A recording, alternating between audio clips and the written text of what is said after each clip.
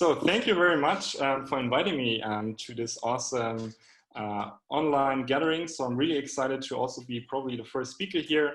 And I had a quick accident this morning. So all of my slides have been deleted before I joined the Zoom chat because my computer broke down. So I actually only have 5 or 3 slides, and the talk might be a little bit shorter than planned. But yeah, improvising also can be fun. So I'm gonna share the old presentation and hope to go through all of the topics. So maybe some quick words about me before we start. So thank you for introducing me. As said, my name is Bernd, and I'm the CEO and founder of Bridgeflow. And we are a Berlin and Freiburg-based consultancy for productivity, and we are also a Asana solutions partner. So our mission is to help companies to do their best work and to make their teams more productive. And in all of the times that I worked with companies, especially in my time here in Berlin, where I helped grow several startups and several companies, I realized one important issue it doesn't matter if you're a huge corporate or a small startup, the human brain is simply not made to filter the most important information out of all of the noise. And you probably realize that on your own behavior. So the more tools you use, the more noise there is out there, and the less easy it gets to organize your own work. And that's how we, through experience through the past 8 years, have gained a lot of experience, a lot of best cases on how to actually reduce the noise and how to build the perfect collaboration tool. Would love to show you some slides about our setup. Unfortunately, they're missing, so I need your imagination now, and probably you guys will share all of the presentations after the talk, so I'm gonna rebuild the presentation. Maybe some words about us as a company and why we're so passionate about this topic. So we are a group of 5 companies put together in Berlin and Freiburg, and we are approximately 50 employees. And since 5 years, we're not sending ourselves one internal email. We've abandoned internal emails. And this is one thing I'm gonna share with you today, how we did it and why we did it.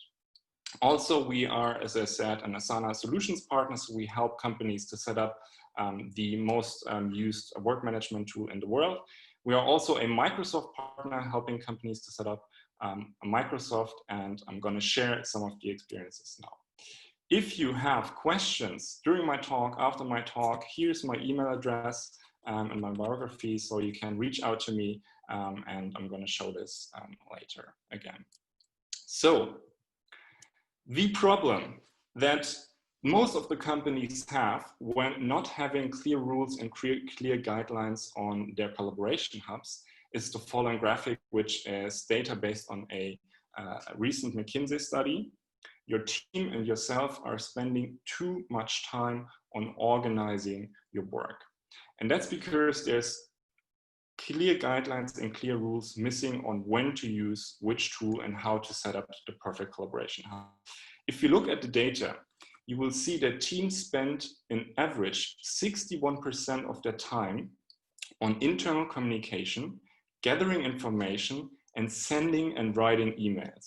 And I'm pretty sure that this part here on the right side, unfortunately, the study has been released before the lockdown. So I'm pretty sure that the part of email even got worse. Yeah? That every time you just went in the kitchen and met some colleague in the office and had a quick talk, this time, this talk now turned into an email and actually increased email or also direct messaging. And on the other hand, we only have on average 39% of our time available to work on what actually matters, on the really important work. So this is all noise, the blue part, and this is actually the part, the work you should be doing. And we kind of tried to turn these data around in our company, and I want to share some cases for you. On this slide, you will see, and I actually wanted to show a slide when you just type in Google collaboration tool. You will find so many of these tools. For example, email, you have Gmail, you have Outlook. For direct messaging, you have Microsoft Teams, you have Slack, and you have so many tools and possibilities out there to collaborate with your team members. On the other hand, there's so much content documentation out there. You have OneDrive, you have SharePoint, you have Google Drive, all of the tools we know. And if you just type in Google, all of these tools use the word collaboration. So that's why it's so frustrating if you don't have a clear rule and a clear guideline on what collaboration actually means. It leads to frustration, it leads to less transparency, and overall it leads to less productivity if you do not have a clear guideline and one collaboration hub to connect all of these processes. And yes, there are actually teams we met who use WhatsApp to work on projects and to collaborate with each other. So what we did, we came up with 3 points with 3 solutions. First of all, you need a clear guideline and clear rules on what tool you use for which purpose. So you need to define a clear purpose for each tool. Second of all, we abandoned internal emails and internal messaging completely, except for the communication with externals, for which email is a very great tool, and messages like Slack or Microsoft Teams, we only use for random things that are not context-based. And the third solution is that we built a work management tool on top of all of these tools and to have one central place where we cooperate and coordinate all of our work. Because if you look at the next graph, what happened? The tools, the number of tools used to collaborate increased every year. So starting from the 1990s when email was born up to where we live now, the number of collaboration possibilities and the number of messages has increased enormously. However, and this is a study from Bain, the actual productivity we gain through all of this has not increased in the same way. And there's a huge gap we need to filter. And as I said before, our human brains are not made to fill this gap. So that's why it's absolutely necessary to have clear rules here. If you look at this slide here, what you can see is what this actually leads to and why people are so unproductive when they do not use the perfect collaboration hub is that, let's say this is writing a document. On the left side hand, you have distractions going on. And you will need more time to finish the same work as if you would just focus on the task. And we ourselves are part of the problem here if we shift our focus and be distracted all the time, because we have, and right now I guess half of the people who watch this talk have their email on, have Slack on, and get all the messages right now, and you be distracted and you actually are not really listening oftentimes. Or this can be in a meeting, can be when you're with a customer. So the more distractions that you have, the more time you will need to finish the same amount of work as if you were just focusing. And also the quality will absolutely suffer. So what we did, we put one central work management tool as the hub in the middle of all of our processes. And I want to show you 6 tools that we use. First of all, we use Pipedrive as a sales tool, which is a super great tool. You could also use Salesforce, HubSpot, whatever tool you want to use.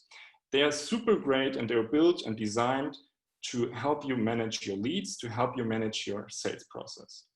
But as soon as the sales team is done and finishes a deal, these tools are not designed to collaboratively work with other teams and to help get the deal done and to sell the product or to actually install the product, whatever your product or service is.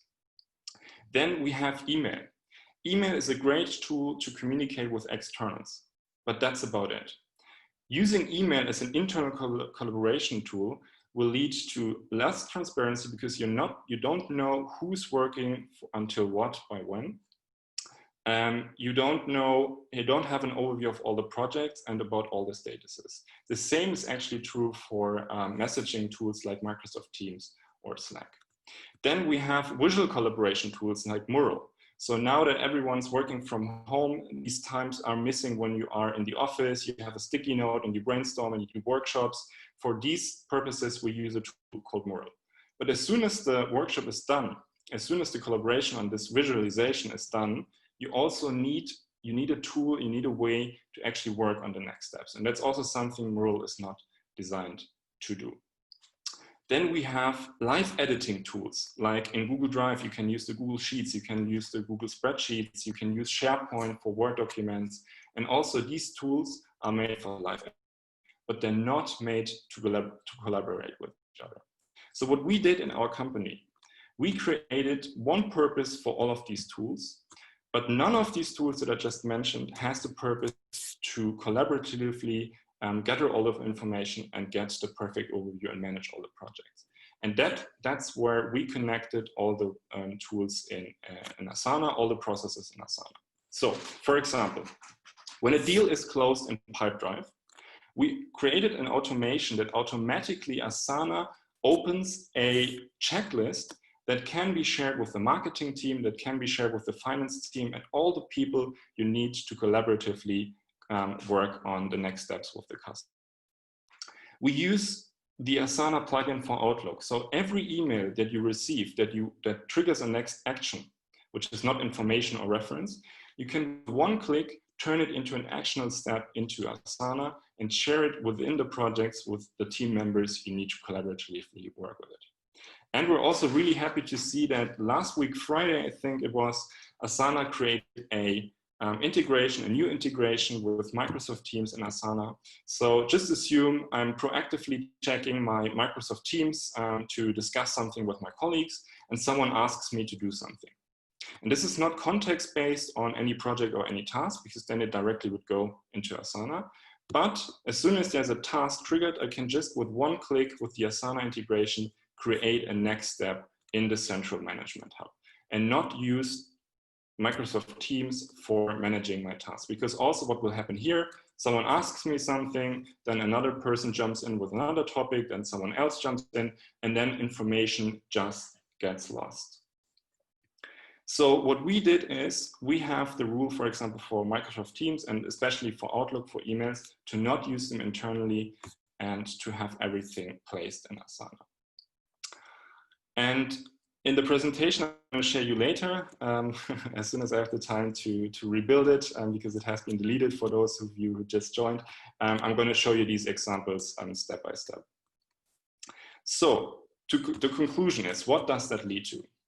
Just imagine in your mind there would be a small little monkey pulling all the loose ends that are in your brain. As I said at the beginning, your brain is super bad to filter all the noise. And that's why rules are so important.